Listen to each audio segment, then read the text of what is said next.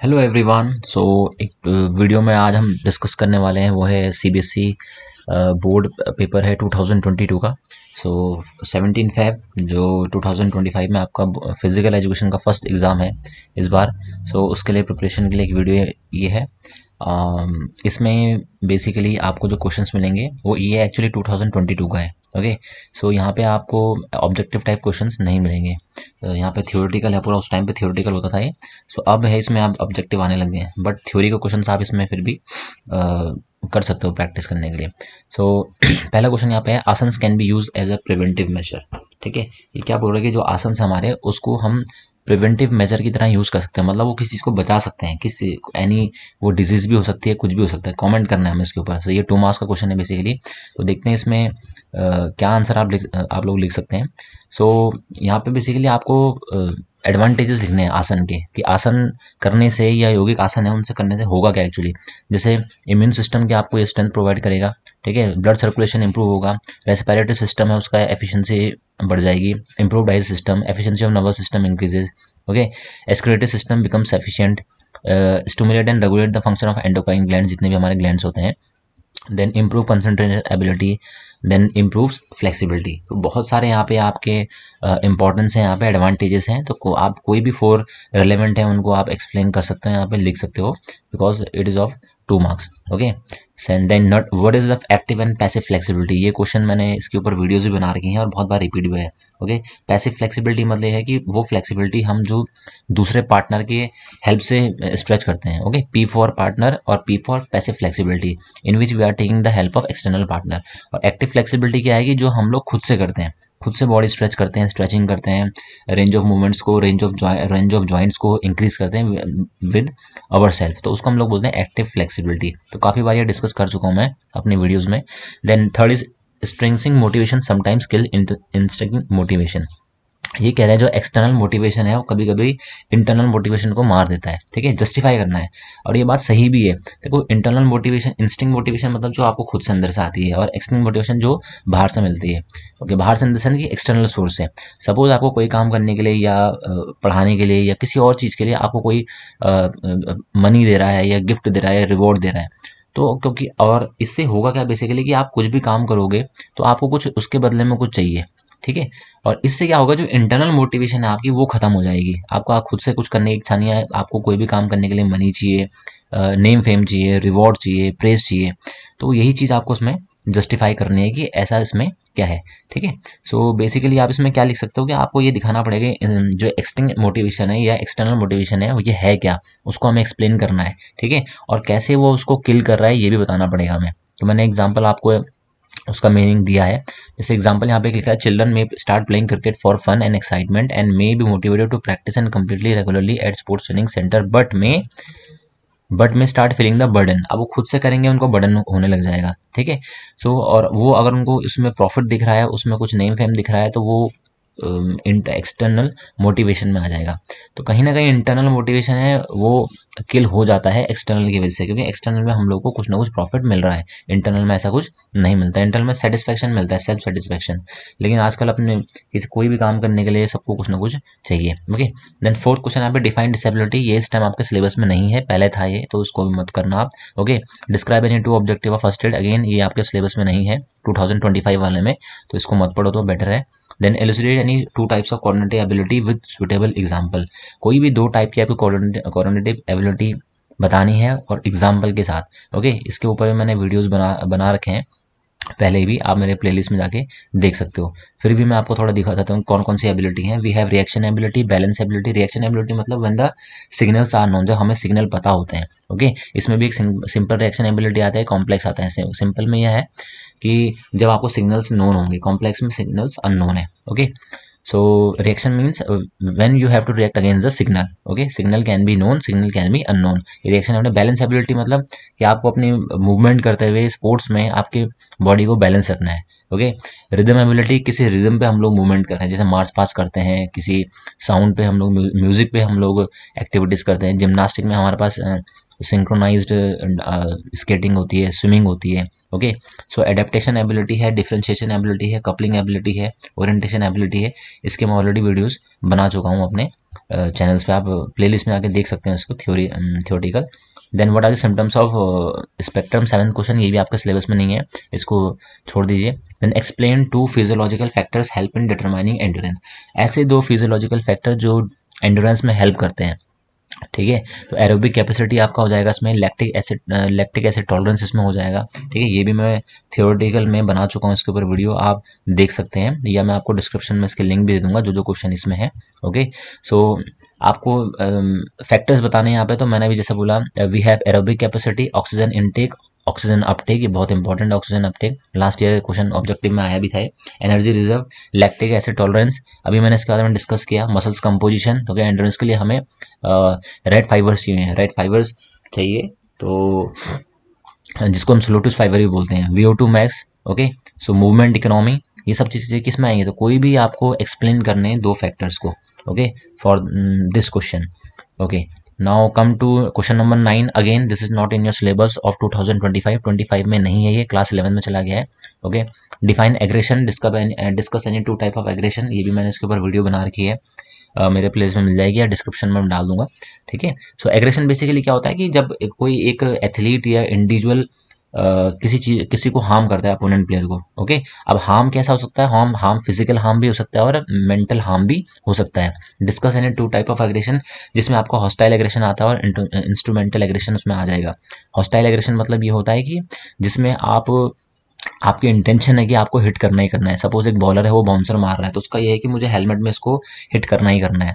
और instrumental harm ये होता है कि आप हार्म तो कर रहे हो, बट आपका इंटेंशन ऐसा कुछ नहीं है, आप अपने गोल को अचीव करने के लिए ये स्टेप ले रहे हो। जैसे कबड्डी हो गया, कॉन्टैक्ट गेम जितने हैं, कॉन्टैक्ट गेम जैसे कबड्डी है, रग्बी है, तो उसमें पॉइंट स्कोर करने के लिए, रग्बी बॉल छीनने के लिए हम लोग करते हैं, तो कभी कभी हार्म हो जाता है। ओके, सो इसमें hostile aggression, instrumental aggression, assertive behaviour भी होता है इसमें, with in rules and regulation में हम लोग जो करते हैं, जैसे कि स्लेजिंग एग्जाम्पल हो गया है, तो मैंने वीडियोस बना रखी हैं, आप वहाँ भी इसको देख सकते हो। तो अभी जस्ट मैं थोड़ा हल्का फुल्का बता रहा हूँ आपको है क्या ये। क्वेश्चन नंबर 11, ये आप लोग के डिसेबिलिटी एटिकेट्स, ये आप लोग के सिलेबस में है आई थिंक। डिसेबिलिटी एटिकेट्स, क्या क्या आपके डिसेबिलिटी एटिकेट्स होते हैं, this is in your syllabus, so देख लेना एक बार, इसके ऊपर भी मैंने वीडियोस बना रखे हैं।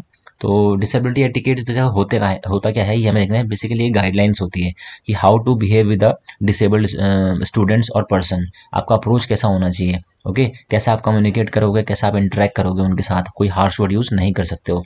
तो आपको कोई भी 4 डिसेबिलिटी एटिकेट्स बताने हैं, ठीक है। कम्युनिकेशन शुड बी 2 वेज, आप अकेले अकेले खुद बोलते जा रहे हो, उनको बोलने नहीं दे रहे हो, तो ऐसा नहीं होना चाहिए, ओके। देन आपको जो अपनी साउंड है, जो भी आप बोल रहे हैं, voice should be low, it should be low. Then communication बिल्कुल स्लो करना है, क्लियर करना है, उनको भी टाइम देना है रिस्पॉन्ड देने का, लैंग्वेज प्रॉपर यूज़ करनी है आपने। जब भी आप उनसे बात करो डिसेबल्ड स्टूडेंट से या चाइल्ड से, तो आपकी डायरेक्टली उनसे देख के बात करना है, रूड नहीं होना है आपने, बी पोलाइट, ओके। तो ये सब चीज़ें इसमें डिसेबिलिटी एटिकेट्स हैं, आप स्क्रीन में देख सकते हो, तो यहाँ से आप लिख सकते हो। आंसर भी मैंने यहाँ पे ऑटोमेटिक में आपको दिखाई रहा, तो आप इसको नोट डाउन भी कर सकते हो अगर आपको करना है तो, okay. Then next, draw the diagram and explain the management of 2 types of bone injury, तो ये आपके सिलेबस में है। कोई भी 2 टाइप्स की आपको इंजरी बतानी है, उसका मैनेजमेंट कैसे करोगे आप, ओके। सो यहाँ पे जो इंजरीज देख रहे हैं आप अपनी स्क्रीन पे, एक तो स्ट्रेस फ्रैक्चर है और एक आपका है यहाँ पे transverse of oblique fracture, okay.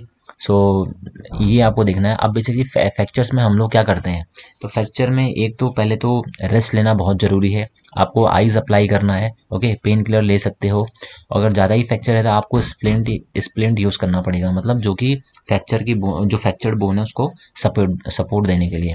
तो यहाँ पे कुछ आपके मैनेजमेंट्स लिखे हैं, आप इसको स्क्रीन में देख सके, अपने नोट डाउन कर सकते हो आपको, अगर आपको पढ़ना है उसमें से, ठीक है। ओके, नेक्स्ट जो क्वेश्चन है यहाँ पे, write the benefits and contraindications of Matsya asana. So मत्स्य आसन आपके योगा से रिलेटेड है और ये आपके सिलेबस में भी है, तो आपको उसके बेनिफिट्स भी बताने हैं और कॉन्ट्रा इंडिकेशन भी बताने हैं। तो बेनिफिट्स यहाँ पे आप जैसे कि दे सकते हैं, नेक मसल्स और शोल्डर मसल्स को स्ट्रेच करेगा, okay. Opening in the chest and correct the round shoulders में भी हेल्प करता है ये। मत्स्य आसन इंक्रीजेज लंग कैपेसिटी, क्योंकि इसका पोस्चर ही ऐसा है। तो बहुत सारे बेनिफिट्स यहाँ पे हैं, यहाँ पे आप देख सकते हो, ओके। देन कॉन्ट्राइंडिकेशन मतलब किसको ये आसन नहीं परफॉर्म करना चाहिए, those who will not perform this asana, okay. So हर disease basically high BP low BP है, they should not perform this asana, okay. Patient of migraine, insomnia, insomnia means जिसको नींद नहीं आती है, तो उनको परफॉर्म नहीं करना चाहिए। जिनकी इंजरीज है, लोअर बैक इंजरीज है, सर्जरी है, जो प्रेग्नेंट वुमेन्स हैं, दे शुड अवॉइड दिस। तो बहुत सारे यहाँ पे कॉन्ट्रा इंडिकेशंस हैं, तो आप कुछ भी उसमें लिख सकते हो, कुछ भी in this manner, it should be related to the topic. Okay, next है different between isometric and isotonic exercise with suitable example. Okay, आपको डिफरेंशिएट करना है बेसिकली, इसके ऊपर मैंने वीडियो बना रखी है। तो आइसोमेट्रिक एक्सरसाइज और आइसोटोनिक, आइसोमेट्रिक होता है बेसिकली जिसको हम लोग स्टैटिक बोलते हैं, और आइसोटोनिक को हम लोग बोलते हैं डायनामिक। आइसोमेट्रिक में क्या है कि आपको मूवमेंट्स तो विजिबल नहीं होंगे, आइसोटोनिक में क्या होंगे, मूवमेंट्स विजिबल होंगे। आइसोमेट्रिक में मसल्स की लेंथ चेंज नहीं होगी और आइसोटोनिक में मसल की लेंथ चेंज होती रहती है। ओके, सो ये कुछ डिफरेंसेस मैंने आपको बता दिए हैं, तो आपको स्क्रीन में दिख गए होंगे कुछ डिफरेंसेस, ऑटोमेटिकली आप यहाँ से देख सकते हो और लिख भी सकते हो। मैंने एक बेसिक डिफरेंसेस यहाँ पे बताए हैं। ठीक है, सेकंड आप एग्जांपल की बात करते हैं तो plank is the example of isometric exercise. Plank किसका एग्जांपल है, आइसोमेट्रिक, जिसमें बॉडी स्टैटिक में रहती है। पुशअप अगर आप कंटिन्यूसली कर रहे हो, that is the example of isotonic exercise. अगर आप एक हॉरिजॉन्टल बार में हैंग हो गए हो, तो it is example of isometric exercise. अगर आप वॉल को पुश करो, that is example of isometric exercise. Okay, isotonic में आपका पुलअप्स हो गया, पुशअप्स हो गया, ये सब सिटअप्स हो गए हैं। ठीक है, जिसमें आपको मूवमेंट दिख रहा है बेसिकली, तो ये हो जाएगा आपका आइसोटोनिक। ओके, सो वीडियोस बना रखे हैं पहले भी। नेक्स्ट सेक्शन सी में आ जाते हैं हम लोग, what are the personality traits according to the big five theory. तो बिग फाइव थ्योरी बहुत इंपॉर्टेंट है, अल्टरनेट ईयर्स में ये क्वेश्चन आता रहता है। तो आपने ओशन का नाम सुना होगा, big five theory. Okay, openness, conscientiousness, then extroversion, agreeableness. Okay, तो ये सब चीज़ें उसमें है, न्यूरोटिसिज्म। सो आपको उनके कैरेक्टरिस्टिक्स रखने हैं, इसके ऊपर मैंने वीडियो बना रखी है, अपने प्लेलिस्ट में आप चेक कर सकते हो, डिस्क्रिप्शन में आपको मिल जाएगा। ओके, सो आपको कौन कौन से इनके ट्रेड्स होते हैं, जैसे openness, willing to embrace new things, imaginative होते हैं, open minded, they are very curious. Okay, extroversion, they are talkative, socially easily adjusted, बहुत जल्दी सोशल हो जाते हैं ये, तो यह आप उसमें देख सकते हो। कॉन्साइननेस इसमें है, एग्रीबलनेस है, न्यूरोटिसिज्म है, जो इमोशनली अनस्टेबल रहते हैं। तो ये सब इसके आंसर में आएगा। Okay, next is discuss in detail to long term and short term effect of exercise on cardio respiratory system. अब कार्डियो रेस्पिरेटरी की बात करें, इसमें हार्ट भी आएगा हमारा और रेस्पिरेटरी सिस्टम भी आएगा। तो कोई लॉन्ग टर्म और शॉर्ट टर्म इफेक्ट हमें बताने हैं। ठीक है, ये भी मैं ऑलरेडी डिस्कस कर चुका हूँ अपने प्रीवियस वीडियोस में, बट फिर भी आपके स्क्रीन के सामने यहाँ पे आंसर भी है। शॉर्ट टर्म इफेक्ट है cardio, increase heart rate, increase blood circulation, increase blood pressure, increase stroke volume, increase cardio output. ये दोनों टर्म बहुत इंपॉर्टेंट है, stroke volume and cardiac output. ये दोनों क्या होते हैं बेसिकली, कार्डियक आउटपुट मतलब the amount of blood pump by the heart in 1 minute, और स्ट्रोक वॉल्यूम का मतलब the amount of the blood pump by the heart पर beat. Okay, increase breath rate, tidal volume, oxygen take increase, ये चीज़ें हैं short term की। Then long term क्या है, increase size and strength of the heart, low level of accumulation of lactic acid, decreasing resting heart rate, normal BP, stroke volume, cardiac output will increase for long term. Okay, so diaphragm muscle strengthen, lungs volume increases. So बहुत सारे इसमें points हैं, आप कुछ भी इसमें से लिख सकते हो according to the question. Okay, then define endurance and discuss the method of endurance development. Endurance क्या होता है basically, it is the ability to continue an activity in the condition of fatigue. Fatigue के time पे आप कितने उसको continue कर सकते हो, that is endurance. Discuss the method of endurance development, इसमें आपके 3 मेथड होते हैं, alternate interval training method, then fartlek training method, और एक होता है आपका continuous training method. Okay, so ये आपको लिखना है इसके बारे में, ये भी मैं वीडियोस बना चुका हूँ उसके ऊपर, तो आप वहाँ जाके देख सकते हो, क्योंकि ये 5 मार्क क्वेश्चन हैं, 4 मार्क क्वेश्चन हैं, तो यहाँ पे आपको मैं थ्योरी में इतना नहीं बता सकता हूँ। ठीक है, सो वीडियोस आप मेरी देख लेना, उसमें यहाँ पे कुछ स्क्रीन में आपको दिख रहा होगा फिर भी कैसे कैसे आंसर्स लिखे हैं, आप यहाँ से थोड़ा हेल्प ले सकते हो। Rest you can write in your own words, तो आपको यहाँ से कीवर्ड्स उठाने हैं और बाकी अपने वर्ड्स में लिखना है उसको, that is more easiest thing. Okay, then what is obesity? Draw a stick diagram of any 2 asanas recommended to control obesity and explain their procedure. अब पहले ये था ना ओबेसिटी होती क्या है। ओके, और स्टिक डायग्राम बहुत इंपॉर्टेंट है, ये हर बार आता है, और कोई भी आपको 2 आसन्स भी बताने हैं इसमें कि कौन से आसन यहाँ पे हो सकते हैं, और प्रोसीजर भी उसका दिखाना है। तो बेसिकली ओबेसिटी ऐसी कंडीशन है जिसमें बॉडी का जो फैट है वो बहुत ज़्यादा हो जाता है, या आप कह सकते हो कि बीएमआई आपकी 30 से ऊपर चली जाती है, या आपकी बॉडी में जो टिश्यूज़ हैं, फैट टिश्यू है, बहुत ज़्यादा हो जाते हैं। ओके, सो ओबेसिटी है। कोई भी 2 आसन पूछा है, वज्र आसन है, स्टिक डायग्राम आपकी स्क्रीन पे है, you can make the stick diagram. अब ये बोर्ड एग्जाम में आता है। प्रोसीजर क्या है, देखो आसन के प्रोसीजर लिखने का है कि पहले आपको आना चाहिए how to perform this asana. If you are able to perform any asana, so you can easily write the procedure of that particular asana. Okay, so अगर आपको आसन परफॉर्म करना आता है आप प्रोसीजर लिख सकते हो, आपके सामने है। ओके, देन यहाँ पे एक आसन, दो आसन बोले थे तो ये दूसरे आसन का प्रोसीजर यहाँ पे है। और अगर आप बोर्ड एग्जाम दे रहे हो तो आपको पता होना चाहिए कि प्रोसीजर कितने पॉइंट्स में लिखा है। कुछ कुछ बच्चे क्या 2 पॉइंट में लिख देते हैं and they are demanding for the full 5 marks. तो प्रोसीजर आप जब लिखने बैठ रहे हो तो आपको कम से कम 5-6 स्टेप्स लिखने पड़ेंगे यहाँ पे। Okay, so these are the question और these are the 18 question. Again मैं ये बोल रहा हूँ कि ये जो क्वेश्चन पेपर है वो 2022 का है। उस टाइम पे कोविड के बाद ऑब्जेक्टिव नहीं दिए जाते थे। ओके, तो आप ये मत सोचना कि एग्जाम में सेम पेपर ऐसे ही आएगा। एग्जाम में ऑब्जेक्टिव टाइप क्वेश्चन आएंगे। फर्स्ट 18 क्वेश्चन यहाँ पे ऑब्जेक्टिव आएंगे। ये कोविड के बाद का है, 35 मार्क्स का पेपर था, इसलिए यहाँ पे ये आया है। तो आई होप थोड़ा आपको क्वेश्चन क्लियर होंगे। जितने भी क्वेश्चंस हैं, ये क्वेश्चंस मेरे चैनल पे जो प्लेलिस्ट में आप देखोगे फिजिकल एजुकेशन सिलेबस या उसके नाम से, वहाँ पे आपको मिल जाएंगे। डिस्क्रिप्शन में मैं इनके जो लिंक है वो दे दूंगा। तो काफ़ी इजी पेपर है और सब कुछ डिस्कस किया है मैंने कभी ना कभी अपने उस पर। ओके, तो अभी मैंने यहाँ पे थोड़ा शॉर्ट में डिस्कस किया है, बट आप मेरी वीडियोज़ को देख सकते हो जिससे आपको ईजिली हेल्प हो जाएगी।